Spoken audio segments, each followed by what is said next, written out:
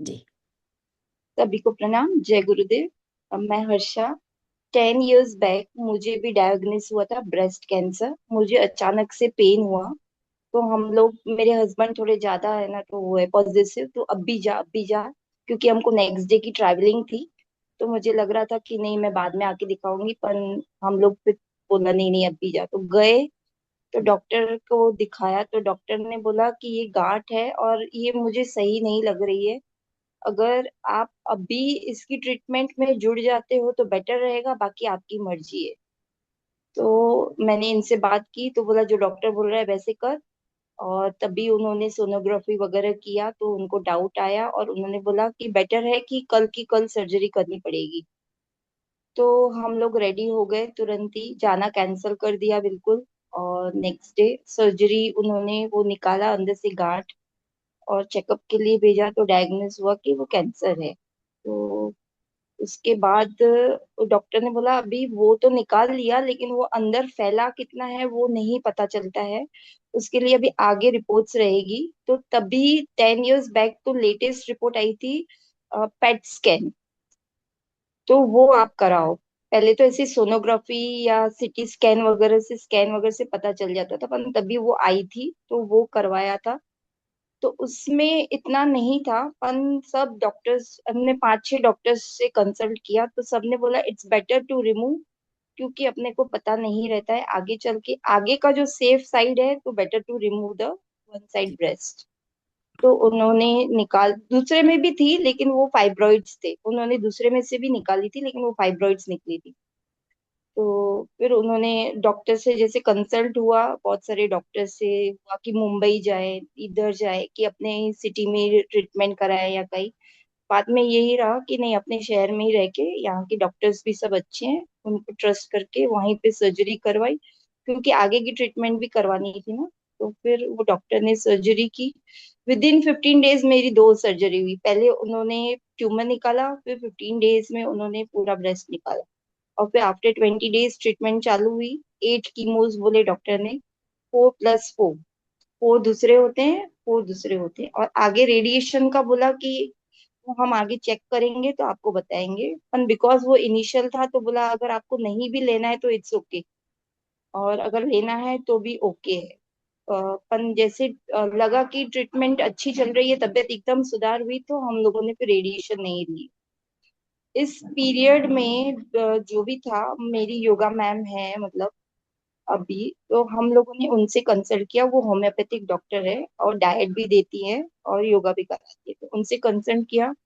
और उन्होंने बहुत अच्छी डाइट लिख के दी। और वो आती थी घर पे और मुझे थोड़ा सा ही एक्सरसाइज, मेडिटेशन, मुद्रा और ये सब करवाती थी, ताकि बॉडी की जो है ना इम्यूनिटी उन चीजों से बनी रहे।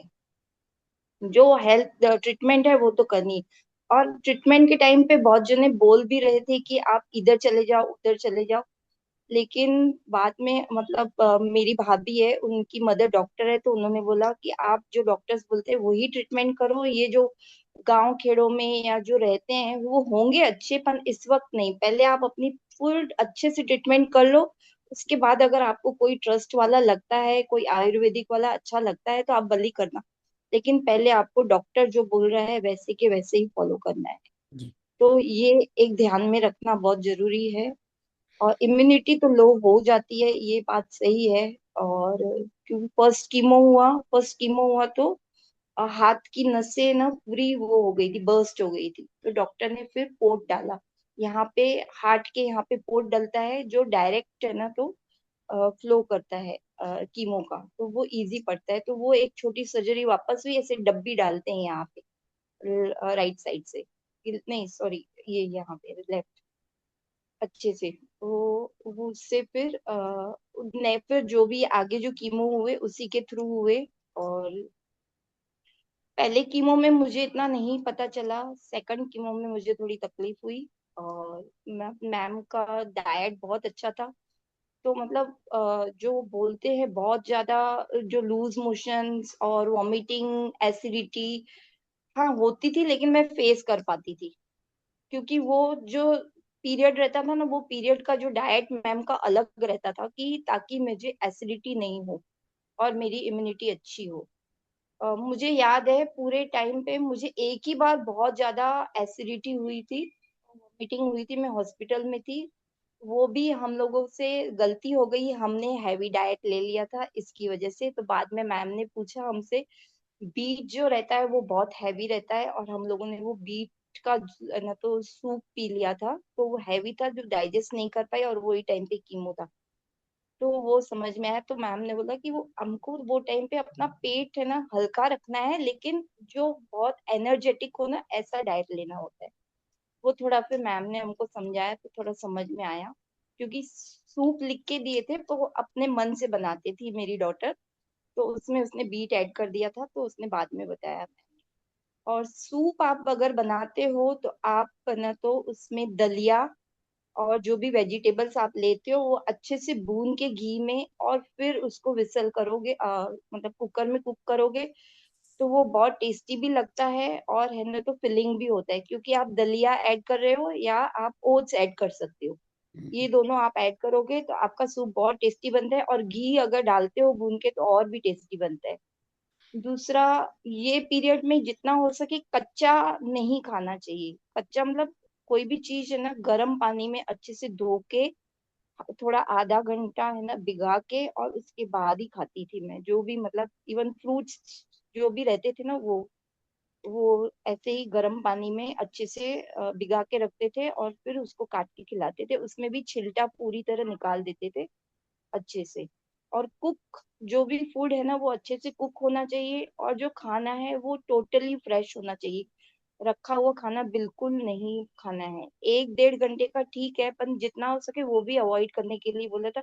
एकदम फ्रेश फूड खाना, पैकेट फूड टोटली बंद, बाहर का तो सवाल ही नहीं है बिल्कुल ही। मैम ने बोला, और मैम ने दालचीनी, फ्रेश हल्दी, ये बहुत इंक्री मतलब उसमें डाइट में ऐड करवाया था। देन बोला अगर भूख लगे तो मैम ने मुझे वो जवारी के पॉपकॉर्न आते हैं, हम्म। उसका आटा घर में बना के उसकी छाछ बोली थी मैम ने, वो पीना, उससे आपके पेट में ठंडक होगी। दूसरा, उसमें भले आप जीरा डाल देना, बहुत अच्छा लगता है, जीरा नमक जो भी है, पुदीना आप डाल सकते हो।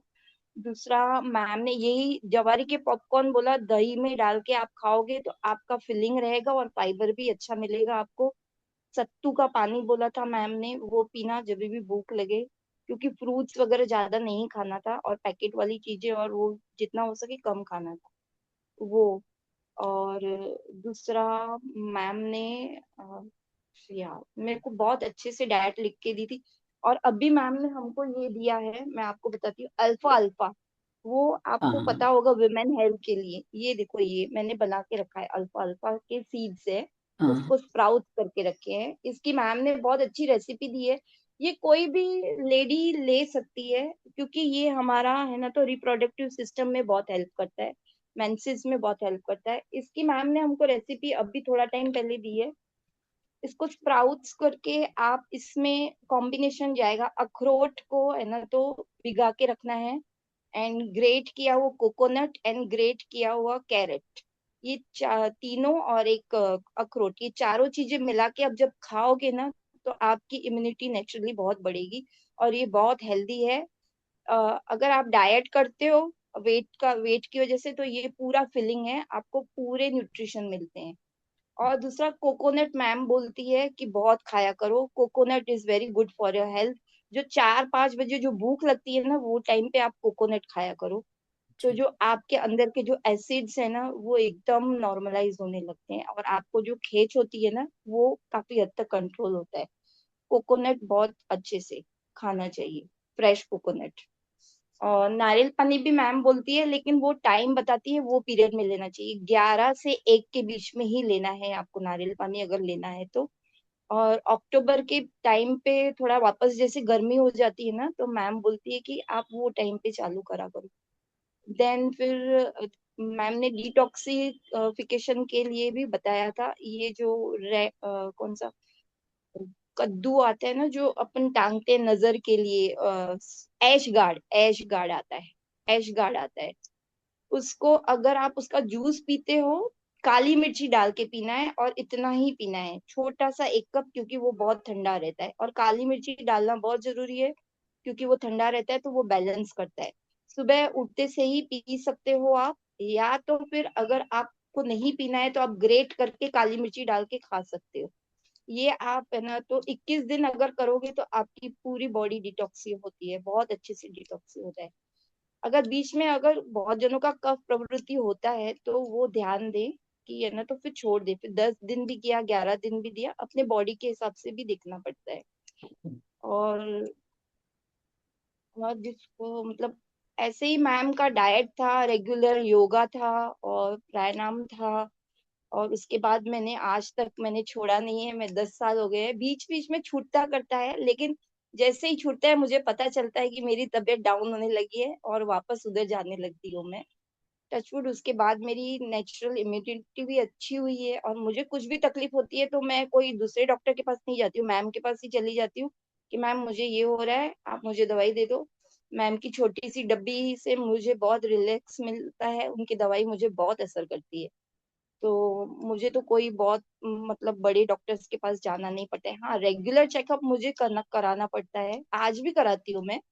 ऐसे नहीं कि इतने साल हो गए तो नहीं कराती हूँ, आज भी मैं रेगुलर चेकअप करवाती हूँ, क्योंकि मुझे बीपी का इश्यू हो गया है इसकी वजह से। तो वो पूछा मैंने मैम से कि ना मेरा हेल्थ मतलब वेट भी नहीं है, एंड हाँ सब सब बरोबर है, फिर क्यों है? तो वो एक साइड इफेक्ट है दवाइयों का जो आने वाला ही है, इसकी वजह से जो गोली है बहुत मिनिमम है, अभी वो छोड़ नहीं सकती, लेकिन जो पहले बहुत हाई था उसको कम कम कम करके खाली मिनिमम कर दिया। उसके सिवाय नहीं चल सकता, डॉक्टर्स ने भी बोला, मैम ने भी बोला। तो वो है एक। बाकी टचवुड और कुछ भी नहीं है। पहले मुझे बहुत कफ रहता था, वो सब मेरा इन सब चीजों से ठीक हुआ। फिर मैम ने मुझे आगे दवाई भी दी थी इम्यूनिटी बढ़ने के लिए, और उसके अलावा रिलैक्स नहीं हो उसकी भी दवाई दी थी मैम ने, वो मैंने ली थी। और वो 2-3 साल कंटिन्यू की थी, क्योंकि वो एक 6 महीने के अंदर डोज लेके वापस से बंद करके फिर वापस से कुछ तो भी चालू करना है, वो उनका पैटर्न था, तो वो ऐसे करके कंप्लीट किया था। तो मुझे टचवुड मैम का हेल्प बहुत मिला और आज भी मिलता है हमको। और मैम खुद है ना तो क्योंकि योगा टीचर है, और वो उनका खुद का अपना ग्रोथ भी बहुत अच्छा है, क्योंकि वो क्रिया योगा है, क्रिया योगिक है। उन्होंने सब लेवल्स करके वहां तक अपने आप को पाया है, मतलब इसके लिए जो भी क्लास में आता है ना सबको इतना बेनिफिट मिलता है। और मैम हमारे आए दिन डाइट की क्लास लेती रहती है, वो आज भी सीखती है लेटेस्ट से लेटेस्ट चीजें, और हमको बताती है। पूरा मिलेट्स का हमको मैम ने बताया हुआ है कि कैसे खाना, और मतलब कितनी क्वांटिटी में खाना, और वो सब बताया हुआ है। दूसरा ABC जूस होता है, एप्पल, एप्पल बीट कैरेट, ये हमारे लिवर को बहुत अच्छे से डिटॉक्स करता है। ये अगर आप रेगुलर पीते हो तो अच्छा रहता है। क्वांटिटी हमेशा कम रखनी चाहिए, क्योंकि इससे है ना तो डायबिटीज शूट होने के चांस होते हैं बहुत, तो इसके लिए बहुत ज्यादा नहीं कि हम भर के पिए हमको ताकत मिले, ऐसा नहीं, 1 कप इज इनफ, इतना वो ध्यान रखना पड़ता है क्योंकि उससे शूट होता है, मैम बोलती है। दूसरा मनुका जो रहते हैं, मनुका वाटर भिगा के और उसका छान के जूस पी सकते हैं हम लोग, उससे भी एसिडिटी नहीं होती है। मेरी मदर इन लॉ को माउथ कैंसर है, और वो है ना तो अभी ठीक है, 3 इयर्स हो गए उन 4 इयर्स हो गए उनको। और वो आप बोलोगे वो लिक्विड डाइट पे 3 इयर्स से, लिक्विड टोटली मोस्टली, मतलब 4 इयर्स से ही पकड़ के चलो। और उनको सब बीमारी है, लेकिन वो डाइट जो लेती है ना वो हेल्दी है। डेली उनको सूप देते हैं हम लोग, ABC वाला जूस देते हैं, मनुका वाटर, और ये नारियल नारियल पानी, ये सभी ही जाता है। आज भी उनकी रिपोर्ट्स एकदम बरोबर आती है। हम बोलते हैं कि हम खाना खाएं खाना खाएं, मैं उनको देखती हूँ तो मुझे ऐसे लगता है अगर अन्नमय का ना तो सफाई करनी हो तो उनके जैसा मैं उनका डाइट भी फॉलो कर देती हूँ, जो उनका बनता है ना, तो मैं बोलती हूँ यार इस बहाने हो जाएगा हमारा अन्नमय कोश भी साफ, ऐसे। क्योंकि वो कुछ भी नहीं लेती है, खाली दाल चावल का पानी लेती है, और ये 3-4 जो जूस है, और एक डॉक्टर का रेकमेंड किया हुआ एंश्योर डायबिटीज के, इससे ही वो चल रही है ऐसे। तो प्रॉपर केयर करते हैं तो हम लोग ना तो इम्यूनिटी बढ़ती है, तो अपन ठीक हो सकते हैं। बाकी तो जिसको कुछ पूछना हो तो, या अगर अगर ऐसा हुआ तो मैं मैम को भी एक बार बुला लूंगी। आप लोगों को डाइट का सेशन भी करवा देंगे मैम का, क्योंकि मैम का डाइट बहुत अच्छा है। सात्विक डाइट है, वो जो डाइट लिख के देते हैं जो डाइटिशियन, वो नहीं है, उनसे बहुत अलग है, बहुत ज्यादा अलग है। ठीक है, ऐसे है। आप हमें मिला देना जी। दीदी। हाँ ठीक है। जी दीदी, ठीक बहुत है, सुंदर। चलो जी सभी को किशोरी दीदी धन्यवाद, का, किसी को कुछ पूछना हो तो। जी किशोरी दीदी का प्रश्न है तो। हाँ, प्रणाम दीदी। आपने जो ऑपरेशन कराया उस समय कितना एमएम का निकला था वो गांठ? कितना कितना बड़ा एमएम? था साइज? शायद जी वो दीदी। 3 mm का था, लगभग 3 mm का तो था, लगभग था 3 mm का, पर मुझे अभी प्योर हमारे याद साथ माया माया नाम की दीदी जुड़ी हुई है, माया नहीं। बहन। तो हम्म। अभी आज ही मेरी बात हुई, वो भी सेम इसी कंडीशन में है और मुझसे आज उन्होंने पूछा। तो हम्म। अभी वो होम्योपैथ की दवा से बेटर है, उनको थोड़ा सुनेंगे। 2 मिनट उनका कैसे लाभ हुआ, और बिल्कुल अभी वो ठीक है बगैर ऑपरेट के। और सीमा दीदी के भी घर में एक ऐसी समस्या हुई है, वो भी बता सकती हैं अपने। तो इस पे सभी को जानकारी होना चाहिए। जी दीदी, प्रणाम। हम्म। जी दीदी बोलिए, माया दीदी। और ये दीदी क्यों हो जाता है ब्रेस्ट कैंसर? ये एक तो अगर इमोशनल, अगर हम लोगों ने स्टडी किया है ना, तो बिकॉज ऑफ एंगर। अगर इमोशनल बॉडी हमारी बहुत वीक हो जाती है और वो एंगर की वजह से होता है, एक जो है मेन रीजन एंगर। और क्योंकि एंगर होता है तो इम्यूनिटी नेचुरली बहुत ही लो हो जाती है। तो वो इम्यूनिटी लो हो जाती है तो वो जो हार्मोन्स है ना, वो बेकाबू हो जाते हैं। तो कहीं जाके गांठ बना लेते हैं, जहां उनको जगह मिली, जो कमजोर जगह होती है ना, वहां जाके कार गांठ बना लेते हैं। ऐसे। अर्थराइटिस भी इसी से होता है, यही होता है कारण। हाँ उमा तो दीदी हम। ने भी कुछ मैं ये कहूंगी, वो दीदी बता रही थी कि अरंड एरंड का जो तेल होता है वो गर्म करके जैसे ही वहां पे लगाते हैं, बिल्कुल दर्द तुरंत के तुरंत चला जाता है और फिर कोई तकलीफ नहीं होता। पहले तो मैं सुबह शाम ऐसा करती थी, लेकिन अभी कभी कभी जब हल्का होता है, होम्योपैथ का कंटिन्यू ले रही हूँ, और 3 ml का ही उनका था, सरसों की दाने के जैसा ही। तो उनको ऑपरेट भी नहीं कराना पड़ा है, कोई कीमो भी नहीं लिया है उन्होंने, लेकिन वो बिल्कुल ठीक है, सिर्फ होम्योपैथ की दवाई से और कुछ योगासन से। तो अ, वो मुझे भी पूछ रही थी। तो दीदी मुझे जुड़ी एक और है। प्रश्न है, एक मिनट। दीदी कि हमें कौन कौन से टेस्ट जो हैं रूटीन में हमें कराने चाहिए? रूटीन में वो सीबीसी है, होता है एक, जो रेगुलर। और दूसरा एक्सरेज रहते हैं, सोनोग्राफी रहती है, जो हम मुझे सजेस्ट करते हैं, क्योंकि वो चेस्ट में चला जाता है। क्योंकि ब्रेस्ट में ना वो चेस्ट में जल्दी चला जाता है, तो इसके लिए चेस्ट का एक्सरे। और क्योंकि किडनीज पे इफेक्ट आता है तो पेट की सोनोग्राफी करना बहुत जरूरी है, दवाइयों की वजह से होता है, तो वो एरिया का पूरा सोनोग्राफी बोलते हैं डॉक्टर्स। और सीबीसी और किडनी फंक्शन टेस्ट भी बोलते हैं, केएफटी। ये और ये सब टेस्ट वो जो करवानी होती मेमोग्राफी है, है, एचबी। मेमोग्राफी वगैरह, वो क्या होता है? हाँ, मेमोग्राफी भी करवाते हैं, लेकिन वो डॉक्टर्स 3 इयर्स में, जैसे अभी मेरे को तो कम बोलते हैं, क्योंकि इतने मतलब उन दवाइयों से भी बहुत रेडियो एक्स से रेडिएशन होते हैं ना। तो अभी कम करवा दिया है, नहीं तो पहले वो साल में एक बार करवाते थे मेमोग्राफी, पेट स्कैन। और ये जो सब टेस्ट है ना, पहले मंथली 6 मंथ तक हर मंथ मंथ करवाती थी।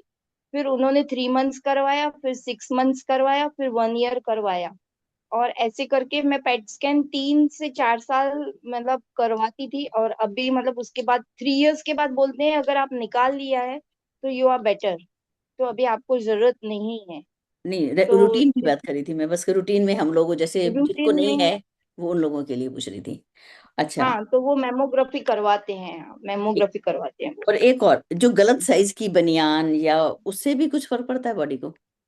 हाँ, वो उससे भी फर्क पड़ता है, वेट आता है ना, तो वेट से भी होता है। वो जो स्ट्रेप्स जो होते हैं ना, इसके लिए मोटे स्ट्रेप्स लेने, या जो डॉक्टर ने हमको बताया था कि कॉटन वाले स्ट्रेप्स आते हैं ना, हाँ। इलास्टिक वाले, क्या है, ऐसे आपके बैंड होते जाते हैं, होते जाते हैं। और इसकी वजह से तो आप वो कॉटन वाले लिया करो, या तो वो जो गंजी टाइप वाले आते हैं जिससे ये ऐसे फॉल नहीं हो, ऐसे पहना करो एकदम। वो बताया था मैम हमको। और दूसरा है, क्योंकि मेरी 2 डॉटर्स है, तो हम लोगों ने आगे भी उनकी रिपोर्ट्स वगैरह कराई ताकि वो सेफ रहें। तो वो रिपोर्ट्स भी करवाई थी, लेकिन टचवुड वो रिपोर्ट्स नॉर्मल आई थी, तो उन्होंने बोला अभी आगे करने की जरूरत नहीं है।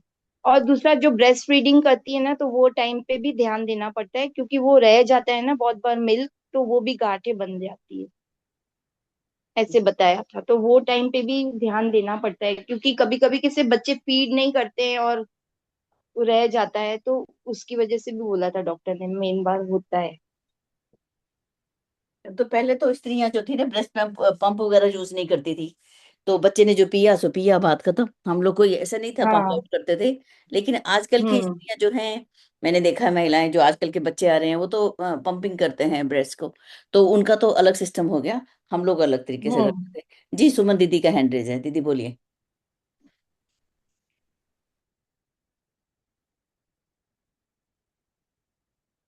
सुमन दी। अच्छा, किसी और का प्रश्न हो तो बोलिए। हे- हेलो, हाँ प्रणाम दीदी। जी बोलिए। दीदी पूछना चाह रहे थे, जैसे हमको अपना शरीर में प्रॉब्लम है दीदी, स्किन एलर्जी है, पूरा एकदम चिमचिमाहट टाइप का बहुत ज्यादा भयंकर रूप ले लिया है। उसका इलाज भी काफी करवाया दीदी, तो उसका अगर हो सकेगा तो वैसा जानकारी तो बताइए दीदी।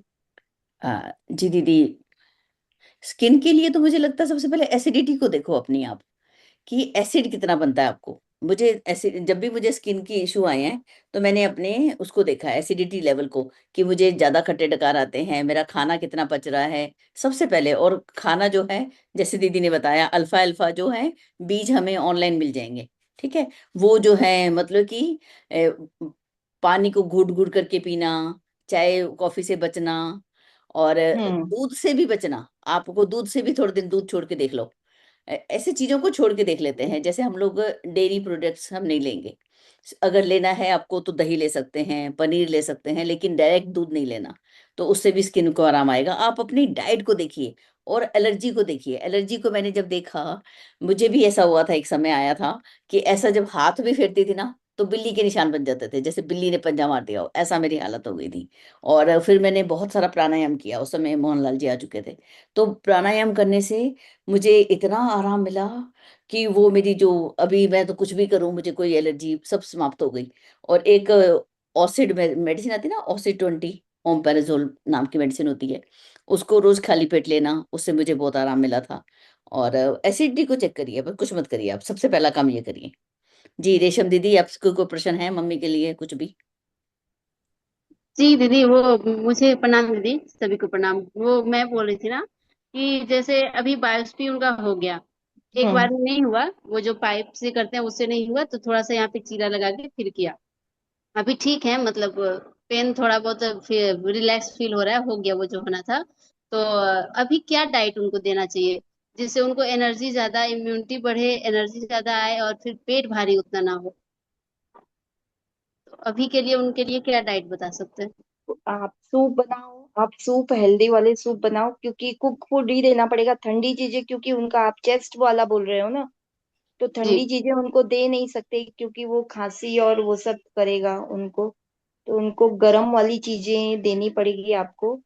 जैसे सूप आप बनाओ, 2-3 मैं आपको रेसिपीज पे भेज देती हूँ आपको, जो। और कुछ ऐसा चीज बताइएगा, जैसे वो यहाँ पे आएंगे तब तो हम लोग सब कुछ पूछ के ही देंगे, बिना पूछे, हम्म। लेकिन अभी वो भेलोर में है और वहाँ पे उसके मतलब मेरे पापा हैं और हस्बैंड है, तो वहाँ पे हम्म। वो क्या देगा ऐसे बाजार से लाके? पैकेट फूड तो मैंने मना किया, अभी बात हुई तो मैंने कहा कि पैकेट फूड बिल्कुल नहीं देना है।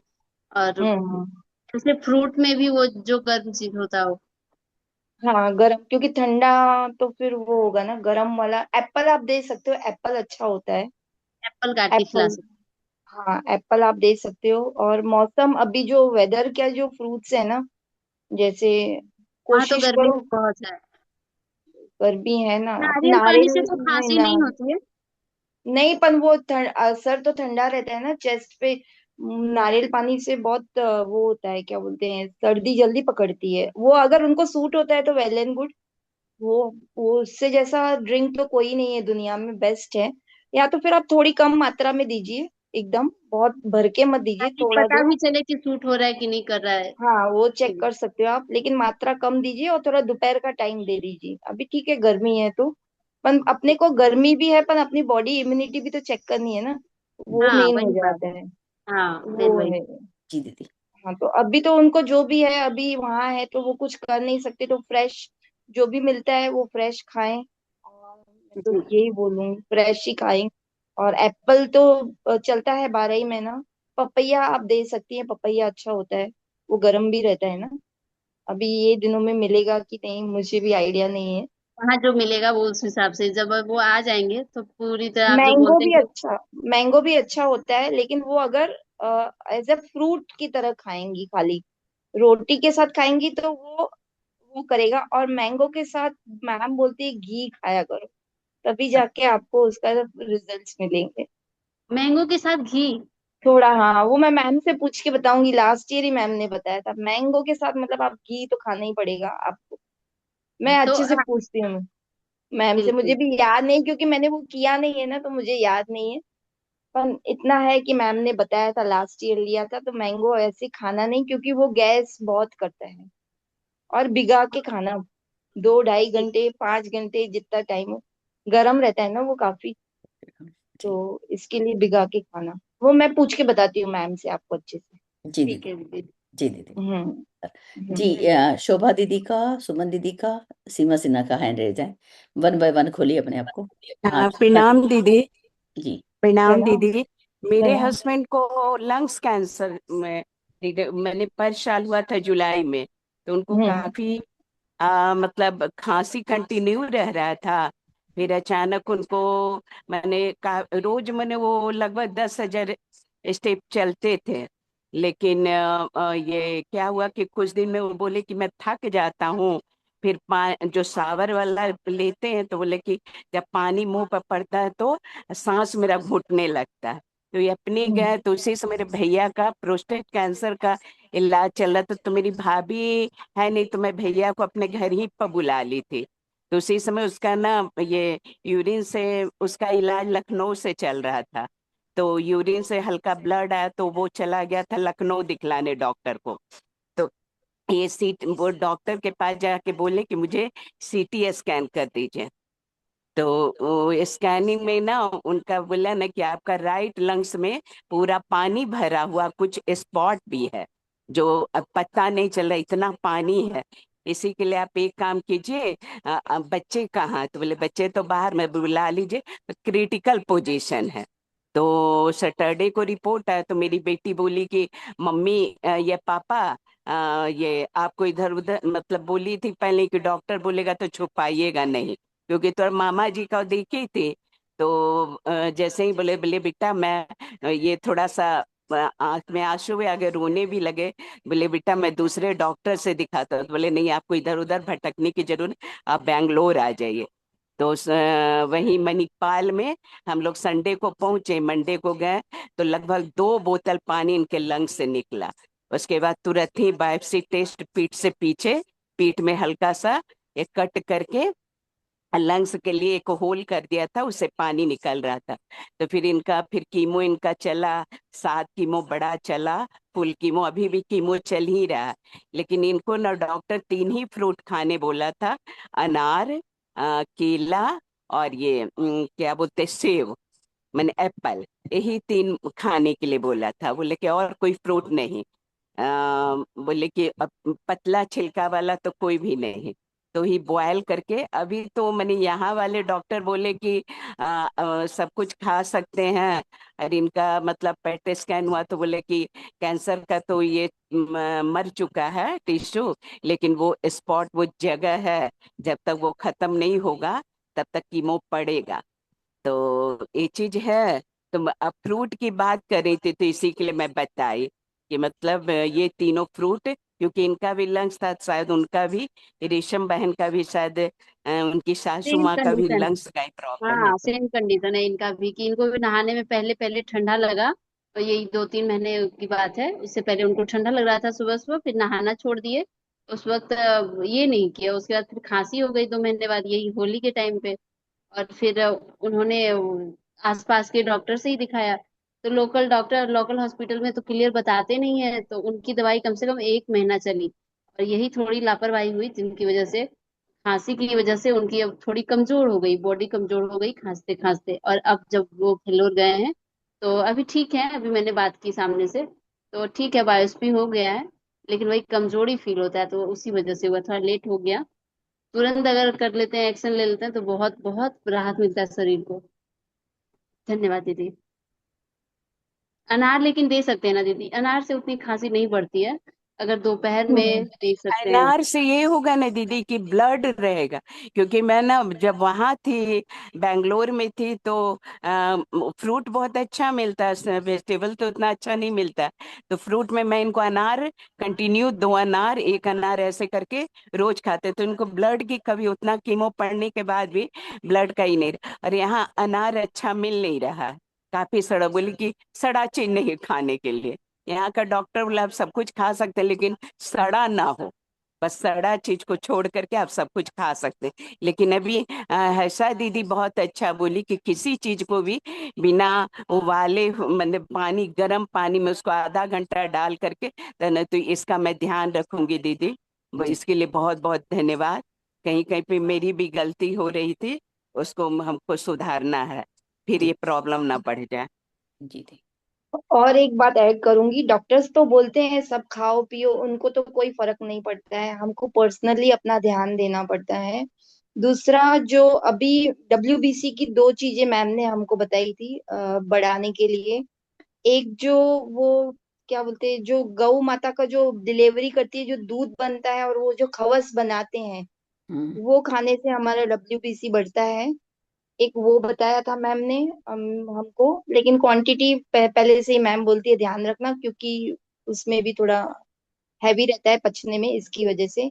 एंड दूसरा, जो वाटरमेलन का जो अपन रेड पोर्शन निकालते हैं, उसके बाद जो थोड़ा ग्रीन में जो थोड़ा निकलता है, उसके साथ थोड़ा ग्रीन निकाल लेना चाहिए, उससे भी WBC बढ़ता है। तो ये मैं खाती थी, क्योंकि मेरे भी गर्मी के दिन थे, तो मुझे जानबूझ के मैंने तो थोड़ा ग्रीन वाला पोर्शन कट करके और दीदी देते थे। नारियल वाला फिर से बताइएगा तो क्या। कौन? नारियल वाला कौन सा?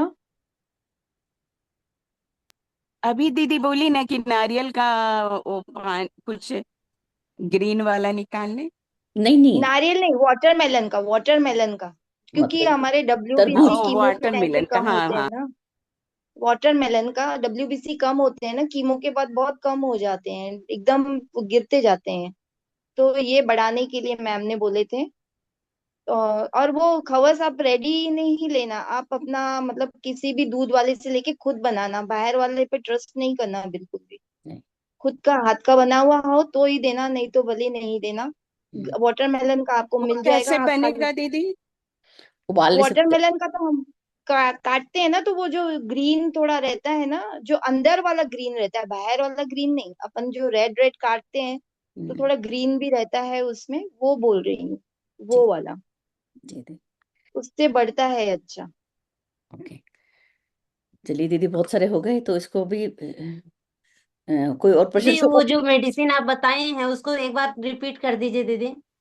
नहीं, मेडिसिन तो डॉक्टर के हिसाब से लेंगी ना, डॉक्टर मेडिसिन कैसे। ओ, क्योंकि जैसे आप बता रहे हैं ना उसी तरह मेरा प्रॉब्लम है। दीदी वो ओम पेराजोल, ओम, मैं आपको मैसेज कर दूंगी। क्योंकि जी। वो तो जरूर कंपलसरी है, रोज सुबह खाली पेट एक ले लेना। कुछ नहीं होता, 20 दिन 25 दिन रोज ले लो, देखना आपकी सारी एसिडिटी खत्म हो जाएगी ये। और पानी, एसिडिटिक हो गई है बॉडी ना, आपकी। चाय बंद कर देना। मैं इसको रिकॉर्डिंग स्टॉप कर देती हूँ, क्योंकि ये हो गया काफी है इसके लिए। और